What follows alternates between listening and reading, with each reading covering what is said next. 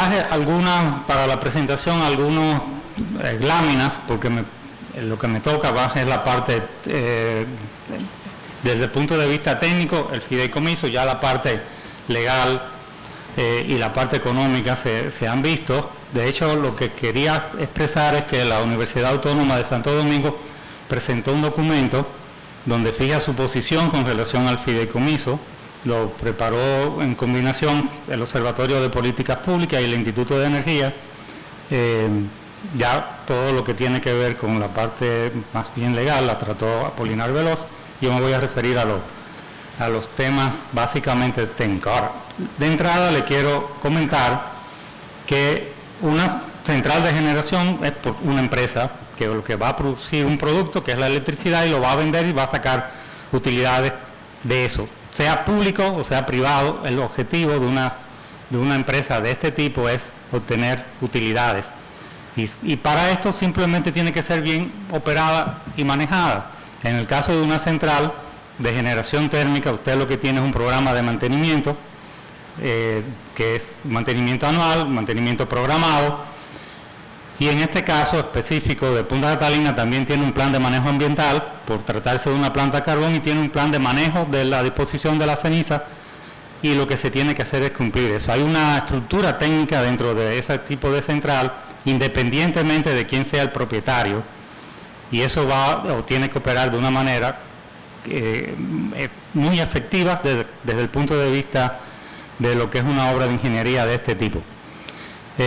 Debo tratar tal vez algunos aspectos antes de llegar a la parte de cuál es la posición tal vez más conveniente de acuerdo a nuestro punto de vista sobre el tema del fideicomiso, y es tal vez por qué una planta de carbón se construye y por qué en cierta medida hay muchos mitos también con relación a lo que es el tema de esta planta de carbón. Le voy a mostrar, tengo que encender aquí. Le voy a mostrar cómo estaban en el 2012 los proyectos de generación a carbón a nivel del mundo. Fíjense, esas dos grandes circunferencias ahí que hay son la China y la India. Y abajo está el total de lo que estaba en ese momento proyectándose. En el caso de la República Dominicana, ustedes van a ver 2.100 megavatios proyectados para esa fecha de planta de carbón. O sea que evidentemente eso venía por una necesidad fundamentalmente de tipo económico, que es por lo que generalmente se han instalado plantas a carbón en todo el mundo, hasta recientemente.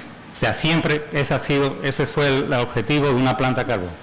De hecho, también se ha hablado del cambio de combustible. Con el cambio de combustible simplemente les voy a poner un ejemplo. Supóngase que ustedes tienen 3 tipos de plantas con eficiencias diferentes. Una más eficiente, otra menos eficiente y otra todavía menos eficiente. Si usan el mismo combustible, evidentemente la menos eficiente no se despacha, no va a estar nunca en el sistema, y por lo tanto si usted cambia Punta Catalina a gas natural, por ejemplo, y usted tiene ciclos combinados y motores, simplemente la planta de Punta Catalina no se va a despachar. Todo ese flujo de caja que tanto se menciona, tanto frotándose las manos los del fideicomiso o los que opinan contrario al fideicomiso, se esfumarán, y de ganancias va a ser pérdida, porque la planta va a estar parada, simplemente no se despacha, porque en el mercado eléctrico dominicano se despacha por orden de mérito. Eso quiere decir el que de costo variable más bajo se despacha primero y el de costo variable más alto se despacha de último. Más o menos esto es. Se tendrían que hacer inversiones adicionales sin ningún ingreso adicional, y al final hay una serie de complejidades de tipo técnico que, si bien no son insalvables, evidentemente conllevan una serie de complicaciones para uso de otros combustibles y más mezclados, ya, carbón con otra cosa. Esto es un caso que le pongo aquí. A la izquierda ustedes tienen el mito de las emisiones de una planta de carbón. A la derecha, Punta Catalina operando full. O sea, el tiempo evolucionó, evidentemente no es cierto que una planta de carbón, tenemos esto de la izquierda. En el mundo los que se están cerrando son las plantas que están emitiendo a la izquierda porque no pueden cumplir con las normas ambientales. No conozco una sola planta a carbón que se haya cambiado de combustible, y tampoco que se haya cerrado, de esta tecnología. Bueno, vamos a ver cumplimiento de la normativa. Bueno, las normativas de emisiones se hacen de acuerdo a la cantidad de chimeneas. Si usted tiene en un país que hay 50 plantas a carbón, las normativas van a ser más exigentes porque los niveles de emisiones van a ser mucho mayores cuando usted suma, es una sumatoria. También depende mucho de la zona donde esté ubicada la planta. O sea, en un principio se discutió mucho este tema, habíamos incluso planteado en un panel que se hizo en Baní en el año 2014, 3 de agosto específicamente, sobre este tema y no sabíamos todavía cuáles eran los niveles de emisión que se iban a garantizar en el estudio de impacto ambiental de esa planta. Los que terminaron garantizándose son estos, de 400, 400 y 40 miligramos por metro cúbico normal. No son unos niveles de emisión tan bajos como los de la Unión Europea, que es 200, 230, pero habían en ese país, en esa zona, muchas plantas a carbón, muchas chimeneas, como le digo, y entonces evidentemente esto tendría que haberse mejorado. Entendemos que para la dispersión que se produce a partir de la escape de la chimenea, los niveles de partículas y contaminantes cumplen con la norma dominicana a nivel territorial. O sea, se pueden hacer mediciones, casi seguro que van a dar adecuado. Hay un tema con todo lo que tiene que ver inversiones en el sector eléctrico dominicano, posiblemente en otras áreas también, que es los financiamientos y cómo están estructurados, las tasas de retorno, los tiempos que se utilizan para los retornos y el tema de las pretensiones de retorno de capital aportado. En el país son exageradamente altos y por eso la energía en nuestro país es altamente costosa, o sea, precio más que nada, porque quieren recuperar inversiones a muy corto plazo, los financiamientos son a más alta tasa y los tiempos a muy corto tiempo. Pero vamos al tema de lo que es la gestión. Recordemos que le decía que no importa que la planta sea pública o privada, hay unas normas y unos principios por los que se debe regir la operación y el mantenimiento de este tipo de planta. Eso que está ahí es más o menos un esquema de una planta similar, lo único que esta tiene precipitadores electrostáticos y la que está aquí tiene filtros de saco. La decisión de mangas, de usar filtros de manga, más que nada es por un problema operativo. Los precipitadores electrostáticos en climas húmedos tienden a fallar con mucha frecuencia y si fallan, el precipitador o todos los elementos esos que hay para contener las emisiones, entonces sí tenemos la chimenea aquella del lado de la izquierda con ese humo. De hecho, cada vez que ha fallado algo de eso, siempre hay un problema que se ve humo saliendo de la chimenea. Si todo funciona bien, no. Este es el esquema de la creación de fideicomiso, una hoja de ruta. Tendría que pasar por muchas etapas, incluyendo la aprobación de la ley de fideicomiso público. Entendemos que es una ruta larga.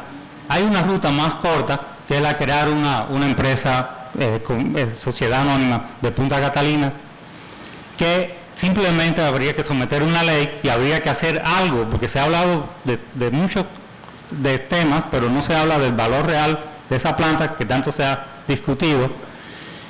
Tenemos 2.400 millones de dólares como inversión total, se computaron con 700 millones como acciones para CD y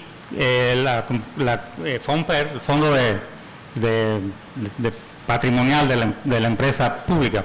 El FONPER, una pequeña parte y lo demás el CD, la CDE, o sea, triple E. Entonces, evidentemente tendríamos que tener una valoración de esa inversión para estar entrando en el tema, en el esquema fiduciario. Aquí también, pero aquí se puede hacer tal cual, recogerlo, certificar las inversiones que se dicen que se han hecho y después contratar una empresa que haga una tasación de valor de mercado para que realmente se sepa cuál es el valor de esa central, y es muy fácil después reestructurar lo que es capital suscrito y pagado y capital autorizado después que se haga esa evaluación. Después podríamos ver, o sea, las opciones que hay, porque no podemos nada más que estar discutiendo como que lo único que hay que hacer es un fideicomiso y ponernos como una visera, como los caballos, nada más que mirar que es fideicomiso. Puede haber otras alternativas mucho más consonas con la naturaleza de este tipo de empresa que un fideicomiso. Fideicomiso tal vez funciona muy bien para un sistema de vías que son públicas. Esto es una empresa, como les decía, de producción que va a vender un producto que es la energía y con eso va a obtener su rentabilidad. No hay ninguna diferencia en lo que es la pulcritud si se hace una sociedad anónima y se establece un consejo de administración y se instituyen una serie de normas para cumplir ese consejo de administración. Nosotros entendemos que se eliminan una serie de nebulosas que hay con relación a la definición del fideicomiso con la creación de una sociedad anónima y tendríamos una idea de cómo podría quedar esa estructura accionaria inicialmente y cómo podría quedar constituido ese consejo de dirección. Con relación a los integrantes de ese consejo de dirección, sobre todo lo que sería el director general de esa central, nosotros lo que hemos estado planteando es un concurso por oposición para esa posición. Entonces, se buscaría entonces un profesional competente que pudiera realmente manejar esa empresa con todas las complejidades que tiene. Lo otro es que tendríamos también, o sea, una posibilidad de crear un mecanismo para la venta de acciones, dice, de una parte de las acciones de esa empresa en algún momento. La estructura del Consejo de Administración se plantea ahí una idea de quiénes podrían ser. Fíjense que estamos hablando de representantes de esos ministerios que también se pueden seleccionar por concurso de oposición. Tal vez la costumbre es poner de dedos a las personas en los cargos públicos. En algún momento tenemos que cambiar esa filosofía de administración a concurso de oposición. Y bueno, las tareas prioritarias de ese consejo de administración sería designar ese administrador general mediante un concurso de oposición, organizar una licitación para contratar la tasación de valor del mercado, una licitación para contratar un operador para la central de Punta Catalina, que se encargaría de depurar el personal que está trabajando en esa central y que no tiene nada que ver con política, mucho menos que ver con política que una fiducia pública, que después de todo está integrada por funcionarios públicos. O sea, evidentemente que en este caso eso se va a sacar del panorama si se crea se contrata esa empresa para la parte operativa de uno. Y por último, lo que se tiene es la ejecución de lo que es el plan de mantenimiento y del manejo ambiental como una tarea prioritaria de ese consejo de administración que se va a seguir. No es muy diferente a lo que se quiere hacer con la figura de la fideicomiso público, el hecho de que se constituye una empresa, una sociedad anónima pública. Lo único que es más transparente, en cierta forma, ese tipo de entidad. Citaron, por ejemplo, el tema de las empresas de distribución, pero las empresas de distribución, su problema no es que sean públicas, es cómo se han manejado.